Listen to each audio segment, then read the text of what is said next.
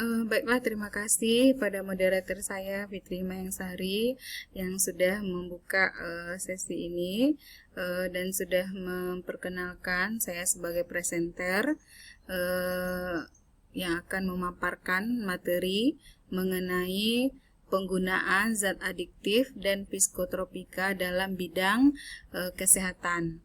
Nah, obat psikoaktif adalah obat yang digunakan dalam ilmu kedokteran jiwa untuk mengobati penyakit mental dan saraf bila dikonsumsi terus-menerus dapat menyebabkan kerusakan pada otak dan dapat menyebabkan kematian.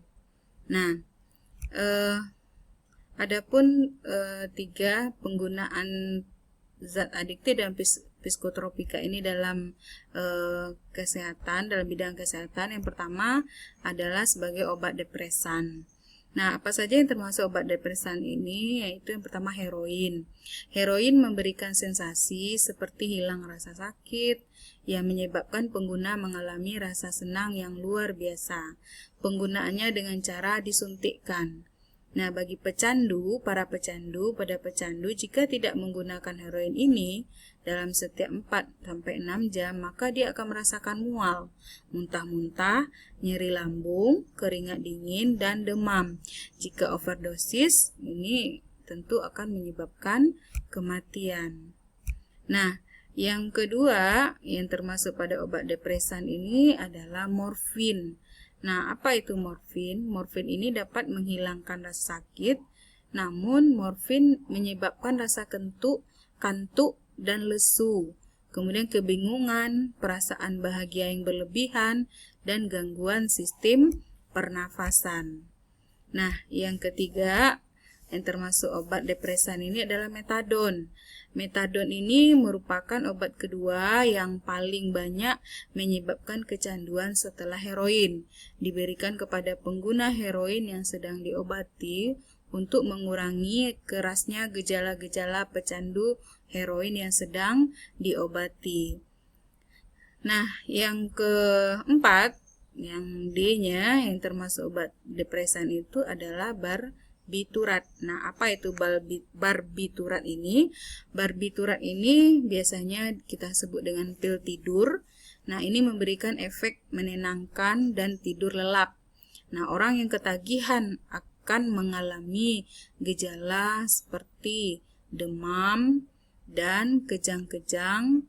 Kemudian bila dikonsumsi secara terus-menerus, ini dapat menyebabkan kematian. Nah, yang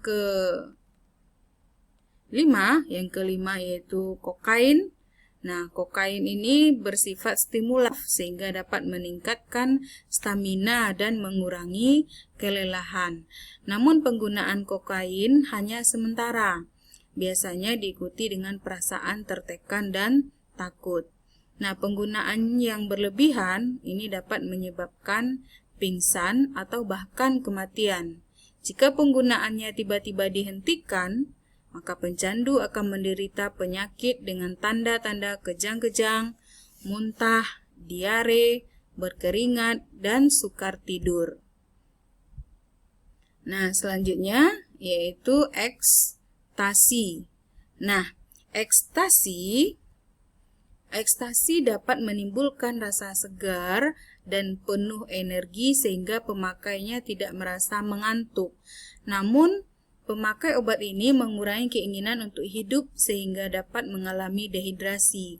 Penggunaan dalam waktu lama dapat menyebabkan kehilangan daya ingat dan kemampuan menggerakkan badan. Nah, kemudian kegunaan yang kedua dari zat adiktif dan psikotropika ini adalah obat stimulan. Nah, apa itu obat stimulan? Obat stimulan itu adalah zat yang dapat meningkatkan fungsi berbagai organ tubuh melalui efeknya terhadap sistem saraf pusat. Dapat membuat orang lebih aktif, maksudnya mempercepat reaksi badan dan memberikan perasaan tersedianya tenaga yang tidak terbatas, serta dapat meningkatkan denyut jantung dan tekanan darah. Contohnya adalah amfetamin. dapat menghilangkan rasa kantuk. Jika dipakai berlebihan menimbulkan efek psikotik. Jika dipakai saat kelelahan dapat menimbulkan halusinasi dan paranoia. Nah, selanjutnya obat penggunaan zat adiktif dan psikotropika dalam bidang kesehatan yang ketiga itu digunakan untuk obat halusinogen. Nah, apa itu obat halusinogen?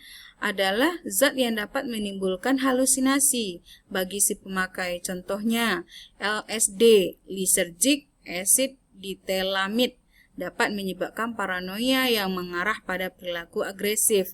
Contoh lain adalah STP, DMT, meskalin, dan psilocybin. Nah, kemudian ada lagi euforia. Nah, apa itu euforia? Euforia adalah obat yang dapat menyebabkan perasaan nyaman atau gembira. Contohnya adalah marijuana dan ganja menyebabkan orang mabuk dan kacau. Jika dikonsumsi saat tenang terasa nikmat, namun jika dalam kondisi gelisah dapat menyebabkan panik yang berlebihan. Nah, mungkin itu saja paparan materi saya pada hari ini. Mudah-mudahan bermanfaat. Saya sudahi saja. Assalamualaikum warahmatullahi wabarakatuh.